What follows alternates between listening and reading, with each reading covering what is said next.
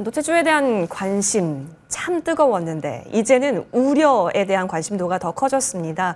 실질적으로 모건 스탠리에서 피크아웃 우려에 대한 얘기가 나오고 나서 이제 국내 하우스 쪽에서도 목표 주가 하향에 대한 이야기가 나오게 되면서 이제 향방은이라는 시선 좀 쏠려 있는데요. 오늘 이분과 함께 더 직접적이고 본격적인 이야기 나눠보겠습니다. 현대차증권 노근창 리서치센터장님 모셨습니다. 어서 오십시오. 안녕하세요. 네. 센터장님, 네. 오늘 센터장님이 발행해 주신 리포트가 예. 또 주식시장에 있어서는 가장 큰 화두가 아닐까 싶습니다. 일단 반도체주를 바라보는 시선이 좀 예. 변경이 된 건가요? 사실은 반도체주가 이제 엔비디아의 AI 투자 열풍 때문에 거침없이 올라왔다가 그쵸. 어떻게 보면 계기가 된 게 이제 엔비디아의 차세대 GPU인 블랙엘이 출시 지연, 이것이 이제 어떻게 보면 네거티브 모멘텀이 되면서 전반적으로 분위기를 좀 많이 좀 눌러놨고요. 여기에 이제 전반적으로 이제 경기 침체까지는 아니지만 네. 경기 둔화 우려 속에 또 전통 제품들의 수요가 특히 스마트폰이나 PC 쪽은 아직까지는 뭐 전년 동기 대비 감소하지는 않지만 그래도 특별히 증가하지도 않다 보니까 이런 범용 제품에 대한 우려도 일부 있고요. 여기에 제가 오늘 리포팅을 했지만 이런 부분들은 이제 밸류에이션 멀티플이 떨어지는 국면인 거고요. 반면에 이제 삼성전자 같은 경우에는 이제 저희가 추정했던 실적보다도 좀 하회할 것 같아서 이 부분은 이제 주당 이제 가치가 좀 떨어지는 거죠. 예. 그래서 주가라는 게 멀티플과 주당 가치인데 지금은 이제 멀티플이 떨어지는 국면이었다가 이제 막상 이제 3분기 실적을 저희가 점검해 보니 주당 가치도 떨어지더라. 다만 이제 주당 가치 떨어지는 게 매크로 때문에 떨어지는지 아니면 내부적인 이유 때문에 떨어지는지를 보면 내부적인 이유가 더 많은 것 같아요. 대표적으로 삼성전자 같은 경우에는 특히 이번에 성과급에 대해서 충당금 반영이 좀 많이 되는 것 같고요. 그래서 이런 부분들은 사실은 호실적이 낮기 때문에 그만큼 또 우리 일하는 분들한테 당연히 성과를 공유를 해야 되기 때문에 그런 부분에 대한 좀 일회성 비용들이 많이 증가하는 거라서 어쨌든 뭐 일회성 비용 때문에 기존에 예상했던 실적보다 떨어진다는 것은 주가에 부정적인데 다만 이제 뭐 최근에 또 그런 우려들이 상당히 이제 주가에 반영되는 과정이다. 그리고 일회성 요인이기 때문에 또 어느 시점부터는 또 의미 있게 회복될 거고 다만 아쉬운 거는 삼성전자가 지난 4분기에도 어닝 쇼크가 나왔고요. 2023년 4분기 그리고 2분기에는 시장에서 어닝 서프라이즈를 전혀 예측을 하기 힘들 정도로 호실적이 나왔고 이번 분기는 또 이렇게 시장 예상을 하회할 가능성이 크기 때문에 예측 가능성이 떨어진다는 거는 좀 전체 주가에는 할증 요인은 안 될 것 같아요. 그래서 이제 그렇지만 이제 여전히 업황 자체는 뭐 메모리 가격은 여전히 오르고 있고 그리고 엔비디아의 블랙엘이 또 연내 출시가 되면 그 우려가 다 해소가 되거든요. 그리고 뭐 2026년에는 애플 같은 경우에도 모바일 HBM이 수요가 생길 것 같아요. 그리고 엔비디아의 또 새로운 3나노 GPU도 2026년에 예상이 되기 때문에 전반적으로 뭐 저희가 봤을 때는 아주 그 크리티컬한 이유는 아닌데 다만 이제 이 악재가 최근에 심리적으로 겹쳐 있을 때 삼성전자도 또 실적이 시장 예상치에 어쨌든 충족시키지 못할 거라는 우려들이 최근 주가에는 좀 더 부정적으로 작용한 것 같습니다. 알겠습니다. 오늘 또 삼성전자 리포트를 또 발행을 해주셨기 때문에 아마 읽어보신 분들도 계셨겠지만 그 근본적인 원인이라고 할 수 있는 범용 디램에 있어서 밸류 멀티플이 조금은 발목을 잡을 수 있다라고 하는 우려. 그럼 여기에 대해서 AI로만 특화시켜 보면요, 센터장님. 사실 AI 쪽에 있어서도 거품론이 스멀스멀 나타났었던 거잖아요. 그 부분에 있어서의 논점은 어떠세요? 사실 AI는 주가가 많이 올라서 그런 거지 실적은 또 우리 AI 반도체 기업들은 실적이 호실적이 나오죠. 예를 들면 SK 하이닉스 같은 경우는 올해 사상 최고 이익이 나고 엔비디아는 뭐 정말 매분기 매출액이 40억 불씩 QOQ로 순증하고 있거든요. 물론 이번 분기는 25억 불로 좀 성장률은 좀 둔화는 되지만 그래서 사실 거품보다는 이제 좀 전체적으로는 이제 실적보다 어쨌든 좀 가속한 측면이 좀 있긴 하지만 거품이라는 건 아예 실적도 없는 상태에서 주가만 가는 건데 AI는 그렇지는 않습니다. 실적도 충분히 나오고 있고 물론 이제 AI 인프라를 투자하는 우리 클라우드 사업자 같은 경우에는 이제 AI에 들어가는 캐펙스가 바로 이제 의미 있는 ROI 증가로 연결은 되지 않지만 그래도 우리 클라우드 사업자도 여전히 그래도 기존 클라우드 비즈니스에서 좋은 수익성이 나오고 있고 매출도 증가하고 있고 여기에 이제 AI는 이제 수요처가 많습니다. AI와 관련해서 클라우드 사업자들도 있고 여기에 이제 소버린 AI라고 해서 국가별로도 AI 데이터 센터 투자를 많이 하고요. 그리고 일반 기업들 그리고 통신사들까지 AI 데이터 센터 투자를 많이 하기 때문에 전반적으로 제가 거품이란 단어는 조금은 적절치는 않은 것 같습니다. 예. 거품이란 단어는 AI와는 가속 정도로 봐야죠. 가속하다가 이제 좀 속도를 좀 네. 낮추고 있는 상황이고 그리고 나서 가는 길은 반드시 이제 맞고. 어쨌든 그 길로 네. 가고 있는 거기 때문에 가끔 가속할 수도 있는 거고요. 왜냐하면 기대감이 커지면 가속하는 네. 거고 그렇게 될 수 있었던 게 엔비디아 GPU를 다 줄 서서 샀거든요. 네. 그러면 그런 분위기에서 가속은 뭐 당연히 빨리 구하려면 가속할 수밖에 없는 거고 그래서 그런 부분이 거품이라고 연결하는 거는 또 지나친 예고인 것 같습니다.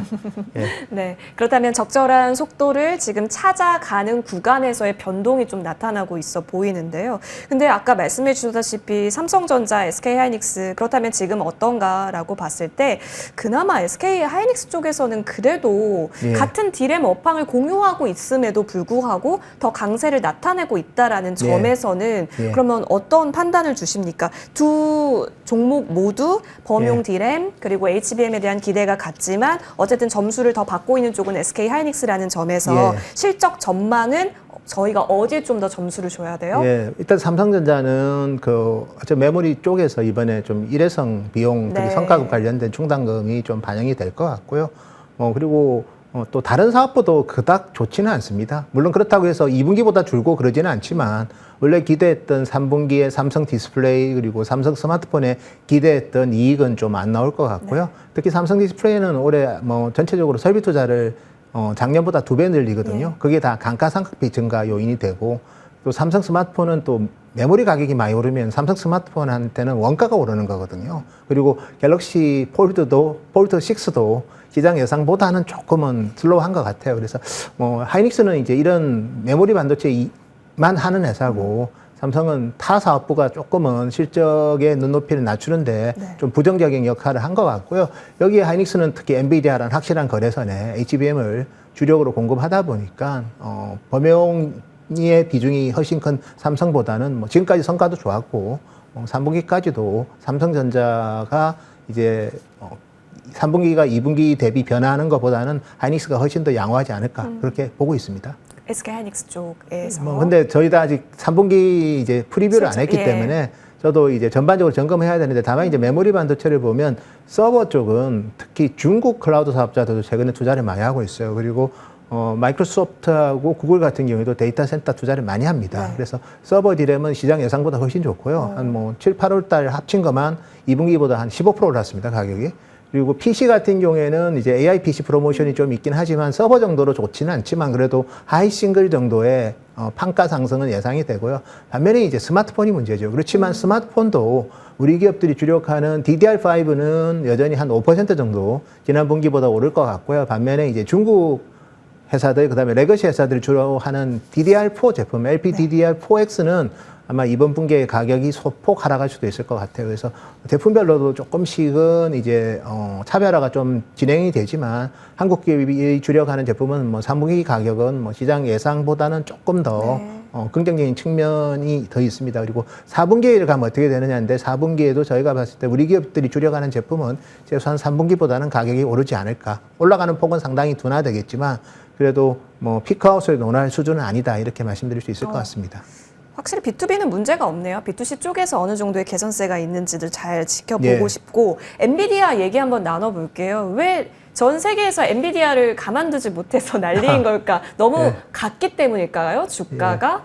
그보다도 이제 예. 뭐 마켓 셰어가 워낙 높다 보니까 예. 특히 데이터 센터 GPU는 한때 99% 지금은 이제 한 90%대긴 하지만 지금 특히 반독점 관련해서 미국 법무부든 유럽이든 계속 이슈가 나오잖아요. 네, 그쵸. 근데 그런 과정은 겪는 건데 다만 이제 반독점은 그렇습니다. 우월적 지위를 이용해서 특정 회사의 점유율까지 뺏기 위해서 가격 인하를 한다거나 뭐 그런 행동을 했냐는데 전혀 그렇지 않은 게 엔비디아 제품은 줄 서서 사고 있거든요. 네. 그래서 고객이 원해서 사는 제품에서 사실 반독점 이슈는 적용되기는 상당히 힘들다. 보통 저도 반독점 사례를 많이 보지만 우월적 기회를 이용해서 본인의 특정 제품을 팔기 위해서 그 우월적 지위를 악용할 때 보통 적용이 되는데 엔비디아 제품에는 아직 그런 사례는 없지 않나 그렇게 개인적으로 보고 있습니다. 네, 그렇다면 이 기간을 지났을 때 엔비디아가 자리를 잡는지를 봐야 될 것 같은데 최근 들어서 미국장에서 엔비디아가 빠질 때 애플이 이를 또 채워줄 수 있는가에 대한 얘기도 많이 나오고 있기는 합니다.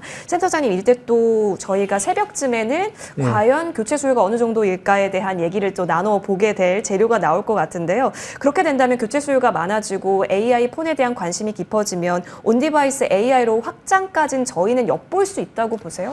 네, 사실 이번에 애플의 아이폰이 이제 16기 프로하고 프로 맥스는 원래 D램을 8기가를 달았고요. 근데 범용 아이폰 15 같은 경우는 6기가를 달았는데 이번엔 8기가를 다는 게 LNM이랑 그다음에 인텔리전스를 지원하기 위한 겁니다. 그래서 당연히 온디바이스의 경쟁을 높이기 위해서 D램의 용량을 좀 높이기는 하지만, 근데 저희가 파악하기로는 아직까지는 이제 온디바이스가 비록 애플이라도 의미 있게 개화하기에는 시간이 더 필요하다. 다만 이번 아이폰은 생산량 자체는 지난 아이폰 15보다는 좀 많이 생산하는 거로 저희가 추정합니다. 소니의 CIS 넘버를 보더라도 지난 하반기에 만든 것보다 최소한 하이 싱글 정도는 더 만들 것 같고요. 그래서 이번에 아이폰의 가장 큰 특징은 이제 울트라 와이드가, 프로에 들어가는 울트라 와이드가 기존 이제 12메가에서 48메가로 업그레이드 되거든요. 그래서 상당히 이제 고해상도 동영상을 다양하게 찍을 수 있는 사용자 경험이 늘기 때문에 그런 부분들은 사실 소비자가 또 관심을 가질 수 있는, 왜냐하면 인스타나 요즘은 뭐 되게 여행 많이 하잖아요. 그래서 뭐 조금 더 섬세한 동영상을 찍기 위한 그런 니즈가 많기 때문에 꼭 뭐 온디바이스 아니더라도 카메라만으로도